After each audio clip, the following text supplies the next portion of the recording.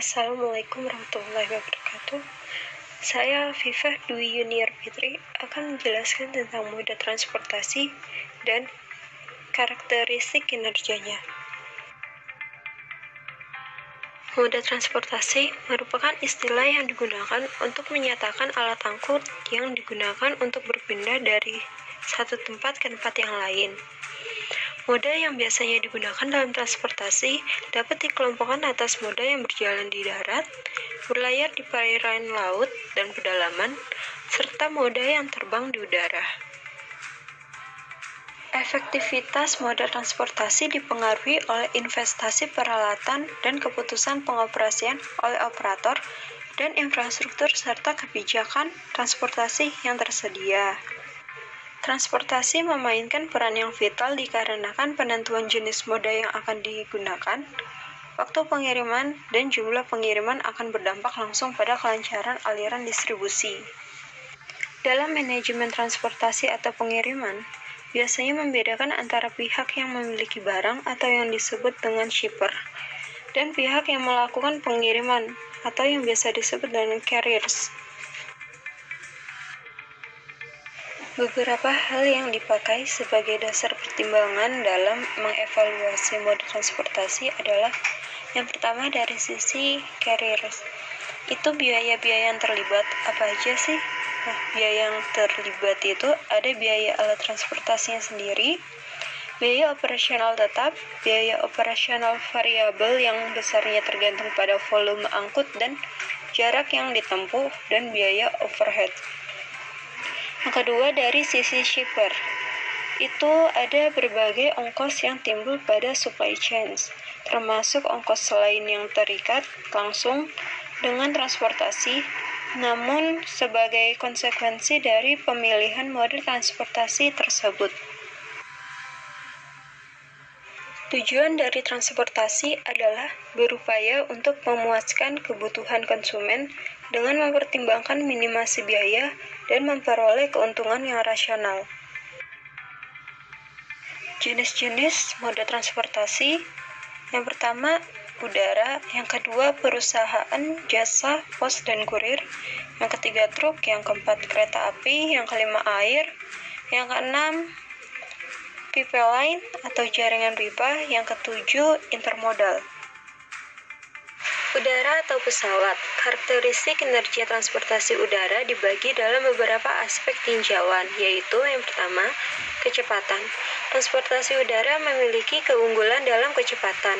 Yang kedua, kelengkapan moda. Transportasi udara memerlukan bandara dan tidak di setiap daerah memiliki bandara. Jadi perlu adanya tambahan akses darat untuk menuju ke tempat tujuan yang lebih spesifik. Yang ketiga, ketergantungan. Transportasi udara dalam operasinya sangat tergantung dengan kondisi cuaca. Yang keempat, kapasitas. Pesawat memiliki kapasitas berat, ukuran jenis barang yang dimuat terbatas. Lebih cocok untuk barang-barang ukuran relatif kecil dan bernilai tinggi. Yang kelima, frekuensi. Didefinisikan sebagai jumlah perjalanan yang dapat dilakukan pada periode waktu tertentu. Yang keenam, biaya. Transportasi udara memerlukan biaya operasional yang tinggi, sehingga pengguna jasa penerbangan biasanya akan membayar uang yang jumlahnya lebih besar. Masalah yang dihadapi pada transportasi udara yaitu yang pertama, mengidentifikasi lokasi dan jumlah penghubung. Yang kedua, menetapkan rute untuk pesawat.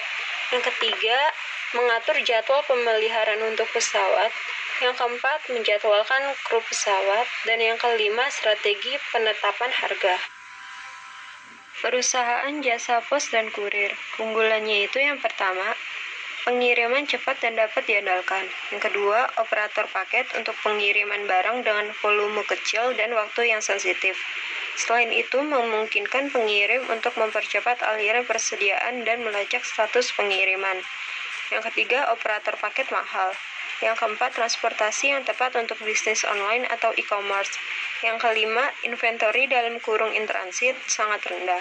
Kendala yang dialami yang pertama itu lokasi, lalu kapasitas titik transfer dan kemampuan informasi untuk memfasilitasi dan melacak aliran paket. Untuk pengiriman akhir ke pelanggan, pertimbangan pentingnya itu adalah penjadwalan dan routing truk pengiriman. Untuk jarak jauh, truk lebih lama dari kereta api, tapi menawarkan fleksibilitas door-to-door dan waktu pengiriman pendek. Selain itu, truk tidak memerlukan transfer antar pick-up dan pengirim. Truk dibagi menjadi dua, yang pertama TL dan LTL. TL itu truckload, memiliki total daya angkut lebih dari 6 ton, yang tidak memerlukan pemberhentian antara dari lokasi asal ke lokasi tujuan. Biaya tetap relatif rendah dan waktu lebih cepat. Sedangkan LTL atau less than truckload memiliki total daya angkut kurang dari 6 ton yang mengharuskan konsolidasi agar dicapai kapasitas maksimal dari truk yang digunakan dan muatan lain perlu diambil dan diturunkan. Jaringan hub and spoke regional atau nasional yang memungkinkan konsolidasi muatan parsial. Masalah yang terjadi pada LTL mencakup lokasi pusat konsolidasi, tingkat beban truk, penjadwalan dan penentuan rute pick-up dan pengiriman. Kereta api, karakteristik transportasi ini adalah memiliki biaya tetap tinggi, menggunakan peti kemas, mahal, waktu yang dibutuhkan lama, cocok untuk pengiriman berkapasitas besar, berat, bernilai rendah, jarak jauh, dan tidak sensitif terhadap waktu. Masalah yang dihadapi, yang pertama, penjadwalan kendaraan dan staf, yang kedua, penundaan lintasan dan stasiun, yang ketiga, banyak pemberhentian yang membuat kinerja tepat waktu yang buruk, yang keempat, waktu muat dan bongkar barang dan waktu singgah yang lama. Air atau kapal. Karakteristik moda transportasi ini adalah bisa untuk pengiriman semua jenis produk, moda transportasi termurah dan skala yang besar, waktu yang paling lama dari semua moda transportasi yang ada, bisa untuk jarak jauh, dan masalah yang dihadapi oleh transportasi ini adalah penundaan di pelabuhan, bea cukai, keamanan, dan pengelolaan kontainer yang digunakan. Pipeline atau jaringan pipa. Karakteristik transportasi ini memiliki biaya tetap yang tinggi, khusus pengangkutan minyak mentah, produk minyak sulingan, dan gas alam. Baik dan dianjurkan untuk permintaan yang besar dan yang dapat diprediksi. Penentuan harga pipa tergantung dengan penggunaan puncak pengirim dan jumlah aktual yang diangkut. Operasional pipeline umumnya dioptimalkan sekitar 80% sampai dengan 90% dari kapasitas pipa. Intermodal. Penggunaan lebih dari satu moda transportasi untuk memindahkan kiriman ke tujuan. Biasanya yang digunakan truk dengan kereta. Lebih nyaman bagi pengirim, satu kesatuan penyediaan layanan lengkap. Wadah mudah ditransfer dan memfasilitasi transportasi antar moda. Masalah yang dihadapi, pertukaran informasi untuk memfasilitasi perpindahan antar moda transportasi yang berbeda. Gangguan kinerja waktu pengiriman.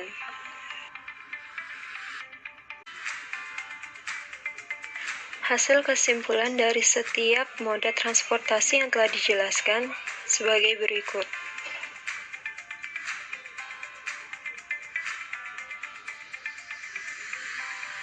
Terima kasih bagi yang sudah menonton. Mohon maaf apabila ada kekurangan, kesalahan, kata, penyebutan, maupun materi yang telah dipaparkan. Wassalamualaikum warahmatullahi wabarakatuh.